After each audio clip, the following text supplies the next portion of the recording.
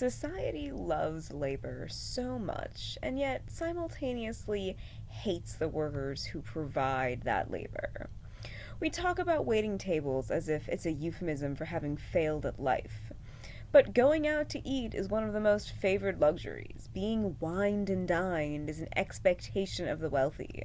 Food staff and hospitality workers are literally the cornerstone of high society life, and yet those are considered terrible jobs to have.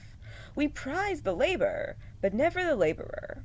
I think one of the more dramatic examples of that is sex work. Porn is one of the biggest industries. Sex sells, excuses all manner of advertising with a shrug, but sex workers are so demonized their profession is literally criminalized in most places. Another stark hypocrisy is the way we treat the people who grow and or harvest the fucking food we need to live. There's a service we are literally unequivocally dependent on, and yet workers have to strike consistently for the most basic of rights.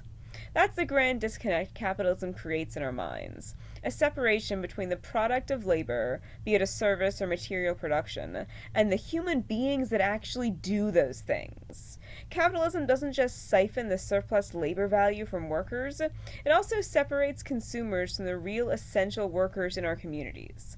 That's how we ended up with a world obsessed with consumerism, in constant demand of ever expanding varieties of goods and services, that is paradoxically disparaging of the actual people who render those goods and services. You want to be able to buy anything you could imagine with the click of a button, but you don't think about the warehouse workers and truck drivers that make that possible.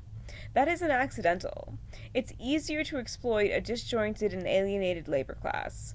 When you're too burned out from your exploitative office job, you just want to come home and order the handful of material goods that give you the tiniest reminder of what it feels like to be excited for something, without asking whether or not the people who stocked, packed, shipped, stored, and delivered those goods are being paid a fair wage, given the necessary tools to do their job, and aren't being overworked and burned out in the exact same way you are.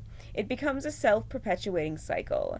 No matter what kind of labor you provide that's being extorted for profits, you are made invisible and separate from the fruits of that labor.